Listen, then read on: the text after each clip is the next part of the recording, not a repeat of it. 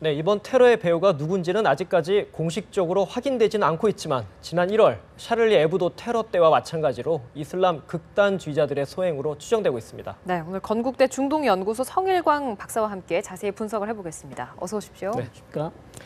네, 박사님, 제가 모두에도 말씀을 드렸지만 지난 1월 이제 한 10개월 전이네요. 파리에서 이제 불과 200m 떨어진 곳이라고 하더라고요. 네. 샤를리 에브도라는 주간지에 대한 테러가 발생했습니다. 1년 사이에 이렇게 집중되고 있는데 파리가 이렇게 타깃이 된 이유가 무엇입니까? 뭐 한 몇 가지를 말씀을 네. 드리면요. 일단 올해 1월에 있었던 것은 역시 모하마드 만평에 대한 어떤 네. 모하마드 이슬람의 선지자인 모하마드를 어떤 희화적으로 그림 때문에 상당히 이 테러가 났는데 그 테러의 배후는 알카에다로 알려져 있고요. 네. 이번 테러는 아무래도 IS일 가능성이 높은 만큼 예. 그래서 아무래도 파리에서 지금 프랑스에서 왜 계속 테러가 나는가? 알카에다가 먼저 테러를 하면 IS 또한 자기 지금 IS와 알카에다가 경쟁 관계이기 때문에 어떤 자기도 파리에서 프랑스에서 테러를 할 수 있다는 어떤 건재함을 보여줘야 하는 그런 문제도 있고요. 뉴욕에서 9.11 테러가 났습니다. 그리고 또 서방 세계의 어떤 상징적인 도시라고 할 수 있다면 파리가 될 수 있고 네. 이태리 로마도 될 수 있는 네. 것이죠. 그래서 어떤 상징적인 의미가 또 작용을 하지 않았나 그렇게 생각이 됩니다. 그렇군요. 이번에 보면 공연장에서 많은 사망자가 발생을 했습니다. 인질극을 벌이긴 했습니다만 처음부터 협상할 생각이 없었던 것 아니냐 하는 분석이 네. 있거든요. 예, 거의 뭐 그렇다고 보시면 되겠습니다. 왜냐하면 이슬람 지역에 있는 이 이슬람 원리주의 단체들이 어떤 테러를 할 때는 거의 조건이 없습니다. 네. 그리고 이번 테러도 역시 그 콘서트 홀에서 테러가 난 사람들이 자살 테러를 하지 않았습니까? 네. 자살 폭탄 테러 하면서 어떤 조건을 다는 것은 말이 안 되겠죠. 그렇기 때문에 처음부터 아예 테러로 살상을 목표로 하고 나온 그런 테러라고 보시면 되겠습니다. 네. 네, 이번에 또 눈길을 끄는 게 동시다발적으로 파리 도심에서 네. 공격이 일어났어요. 마치 14년 전에 9.11 테러를 보면은 이제 쌍둥이 빌딩 공격하고 펜타곤 공격하는 거와 마찬가지로 동시다발적인데 이게 어떤 메시지를 담고 있다고 볼 수 있겠습니까? 동시다발적인 것은 예. 아무래도 테러의 가장 큰 목적은 사회 불안을 조성해서 어떤 프랑스의 대중동 정책, 즉 여론을 바꾸어서 정책을 바꾸겠다는 그런 목표를 가지고 있었다면 예. 가장 그 사회 불안을 패닉을 가장 극도로 높일 수 있는 끌어올리는? 방법은 역시 그 다발적인 동시다발 테러가 가장 효과적이라고 볼 수 있겠죠. 그렇기 때문에 동시다발 테러가 나면 거의 사회 불안이 증가되고 거의 모든 프랑스 시민 그리고 뭐 관광객도 마찬가지고요. 패닉 상태에 빠지기 때문에 효과 면에서는 가장 큰 네. 매력이 있다고 볼 수 있는 거죠. 그렇군요. 예. 9.11 테러 이후에 이 테러 빈도도 높아지고 규모도 커지는 모습인데 쭉 보시면서 눈여겨봐야 할 부분이 있다면 어떤 게 있을까요? 그래서 9.11 테러 이후에는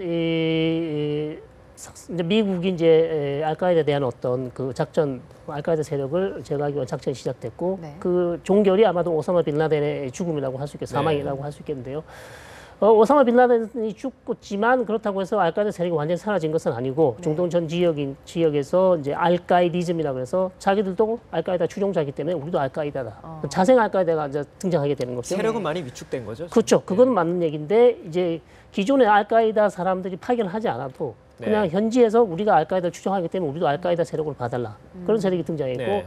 두 번째 가장 큰 것은 역시 IS의 등장이라고 할 수 있겠죠. IS는 알카에다보다 훨씬 더 급진적이고 잔인함을 드러내고 있고 그다음에 또 영토를 점령하고 국가를 선언하는 알카에다와는 완전히 다른 차별화된 어떤 그런 성향을 보이고 있기 때문에 이러한 점들이 지금 가장 크게 우리가 9.11 이후로 봐야 할 점이라고 하겠습니다. 그 말씀하신 알카에다랑 이제 IS 두 예. 가지 말씀하셨는데 이 두 조직이 경쟁 관계기도 하고 또 어떻게 네. 보면 대립되는 관계기도 하죠. 서로 관계가 없다 이렇게 뭐 얘기를 하고 있기도 하는데. 그렇죠. 상당히 예. 경쟁적이고 대립적입니다. 왜냐하면 이 중동 지역이나 또 뭐 아시아 지역에 있는 어떤 이슬람 세력들을 자기 편을 만들기 위해서 네. 서로 경쟁하고 있기 때문에 초기에는 이런 세력들이 다 알카에다 추종 세력이었지만 최근에 이런 모든 세력들이 나이지리아 보코하람을 포함해서 모든 네. 세력들이 IS로 충성 맹세를 바꿨습니다. 그렇기 때문에 상당히 이 경쟁 구도로는 계속 갈 것으로 그렇게 전망이 됩니다. 그렇군요. 왜 프랑스 파리가 타겟이 되느냐 장소에 대한 부분을 짚어주셨는데 이번에 시점을 좀 짚어보려고 합니다. G20 정상회의 직전에 왜 이 시점에 터뜨렸다고 보세요? 몇 가지로 말씀드리겠습니다. 일단 G20 정상회담을 일단 위협하는 어떤 방해하기 네. 위한 왜냐하면 터키에 있어 있기 때문에 터키는 또 시리아와 국경이 맞닿아 있고 네. 시리아는 또 역시 IS가 점령하고 있기 때문에 어떤 정상회담 자체의 어떤 그 안보 문제를 또 이슈화할 수 있고요.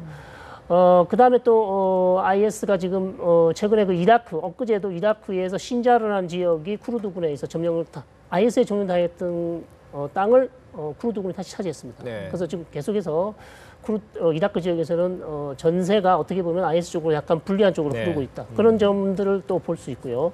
그런 부분을 또 감안해서 자기들의 어떤 세력을 우리가 아직 건재하다는 점을 보여주기 위한 그런 테러라고 할 수 있겠습니다. 그럼 이제 최근에 러시아 여객기가 이제 이집트에서 출발한 여객기가 이제 폭파되는 사고가 폭파인지 모르지만 이제 떨어지는 추락하는 네. 사고가 있었는데 이 사고도 일단은 IS의 소행이다라고 서방 세계에서는 보고 있고 이 자체가 박사님 보시기에는 IS 세력 자체가 시리아나 이라크에서 밀리고 있기 때문에 오히려 자기들의 위상을 보여주기 위한 행동이다 이렇게 보시는 건가요? 네, 그런 측면이 한 면이 있고요. 네. 또 시리아는 이미 시나이 반도에서는 이미 알카에다 주종 세력이라는 안사르 바이탈 마크데스라는 조직이 있었고요. 네. 이 조직이 또 우리 한국 관광객들을 테러했던 그 조직입니다. 그래서 이미 이 시리아와 또 북아프리카 지역에 IS를 추종하는 세력들이 많이 있습니다. 그래서 네. 이런 세력들을 동원해서 어떤 중동뿐만 아니라 북아프리카나 이쪽 지역에서도 테러 활동을 이제 하도록 또 이렇게 부추기면서 어떤 세력 확장을 노리는 그런 측면도 우리가 볼 수 있겠습니다. 예, 참 걱정스러운 부분이 파리가 관광객들도 많고 이날 심지어 축구 경기도 있었고요. 공연장이나 술집이 테러의 타겟이 됐었는데 뭐 불특정 다수를 목적으로 한 걸로 봐야겠죠. 그렇습니다. 이슬람 테러 하는 사람들이 테러리스트들이 그 어떤 관광객이나 예를 들어서 뭐 서방 세계와 전혀 상관이 없는 동양 사람, 일본 사람을 가리지 않거든요. 예. 그런 것들을 왜냐하면 테러 효과를 극대화하기 위해서는 어찌됐든지 최고의 많은 사상자가 났을 경우 효과를 극대화하기 때문에 그런 사람들을 가려서 테러를 하지 않습니다. 그렇기 네. 때문에 관광객들도 상당히 이런 지역을 가실 때 조심하셔야 될 것으로 생각합니다. 지금 언론 보도를 보면은 이번에 테러의 장소가 된 지역이 공연장하고 술집 그리고 하나가 축구 경기가 열리는 경기장이란 말이죠. 근데 경기장은 이제 올랑드 대통령도 참관하고 있었는데 경기장 안이 아니라 경기장 밖에서 일단은 폭탄 테러가 일어나는 거 보이는데 이거는 뭐 어떻게 진입이 실패한 거다 그렇게 볼 수 있겠습니까? 예, 아무래도 올란도 대통령이 직접 참관하는 네.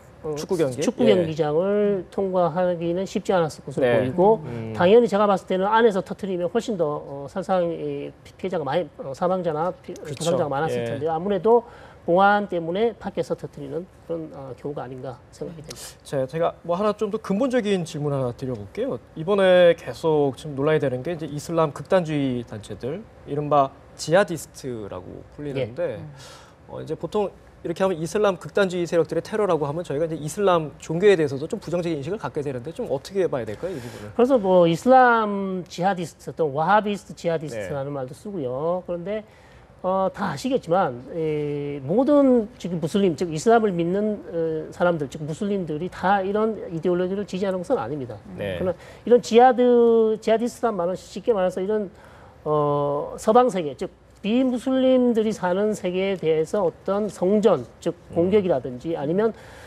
미국이나 서방 세계가 어떤 아프리카나 중동 지역에 문화적으로 침투할 때 그것을 막기 위해서 어떤 성전을 하는 쉽게 말해서 이런 지하들을 행하는 사람을 우리가 지하디스트라고 네. 부릅니다. 그러면 대부분의 이슬람 원리주의 단체 즉 예를 들면 우리가 잘 온건파라고 할 수 있는 무슬림 형제단이나 그 다음에 하마스나 팔레스타인 하마스 조직이나 레바논의 헤즈볼라 마찬가지입니다. 다 지하들을 행하고 있습니다. 그렇기 때문에 이슬람 근본주의자들은 대부분 다 지하들을 외치고 실행에 옮기는 것이 목적이기 때문에 다 똑같다고 보시면 되겠습니다.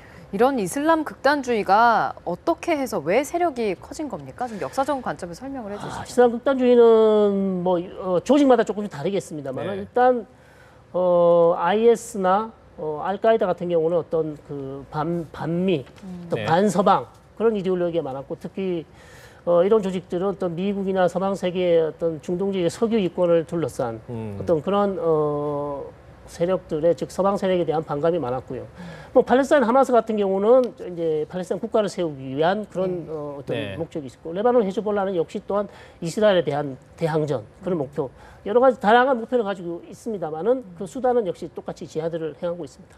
네, 지금 보면은 오늘 테러가 일어나고 나서도 세계 각국에서 이제 미국, 중국, 뭐 우리나라를 비롯해서 모든 각국이 테러를 강력하게 규탄하고 이제 공조 음지를 보이고 있는데 기존에도 계속 공조 음지를 보여 왔었고 그럼에도 불구하고 테러가 일어난다는 것은 국제적 공조에 좀 한계가 있다 이렇게 볼 수 있겠습니까? 네, 정확하게 맞다고 저는 생각이 듭니다. 예. 왜냐하면 지금 같은 상황이 IS가 만약에 배후를 정확하게 명확히 밝혀진다 네. 하더라도 사실상 국제사회가 IS를 어떤 제거할 수 있는 확실한 어떤 지렛대나 어떤 수단이 있는 것은 아니기 때문에 예를 들면 뭐 지상군을 파견해서 어떤 IS 제거에 나설 수는 있겠지만 지금과 같은 공습으로만으로는 네. IS를 사실은 제거하기는 상당히 어렵다고 보여집니다. 네, 알겠습니다. 이제 G20 정상회의가 열리게 됐는데 박 대통령도 오늘 출국을 했고요. 여기서 네. 어떤 대책들이 강구될 것으로 보이는지요? 최근 그 시리아 해법을 두고 국제사회가 많은 회의를 가졌습니다. 지난 네. 29일에도 우리 오스트리아 빈에서 회의를 가졌고 특히 이란이 또 러시아가 같이 참여하면서 시리아 문제를 외교적 해법을 해결하려는 그런 움직임이 있습니다. 그래서 이것이 만약에 잘 된다면 어떤 IS 문제를 해결할 수 있는 돌파구가 될 수 있겠습니다만 그것이 IS를 완전히 종식시키기는 어려울 것 같고요. 일단 시리아 문제를 한 단락 더 한 단계 더 진전시킬 수 있는 네. 그런 어떤 계기가 될 것으로 보이고 그 밖에는 시리아 문제를 현 상태에서 어떤 외교적 해법이 아닌 그다음에 군사적으로 해결하는 상당히 어려워 보입니다. 네. 네. 마지막으로 추가 테러 가능성 어떻게 보십니까? 여전히 배제할 수 없는 상황입니다. 네. 아무리 지금 프랑스 정보부나 유럽 국가들이 어떤 정보 공유를 하지만 99%를 막을 수 있지만 1%를 막지 못하면 항상 테러가 터지는 네, 것이기 그렇죠. 때문에 완전히 배제할 수 없는 상황이고요. 그래서 지금 최고의 어떤 보안 유지를 해야 되지 않을까 그렇게 생각이 됩니다. 네, 알겠습니다. 오늘 말씀 여기까지 듣도록 하겠습니다. 예, 지금까지 건국대 중동연구소의 성일광 박사와 얘기 나눴습니다. 말씀 고맙습니다. 고맙습니다. 감사합니다.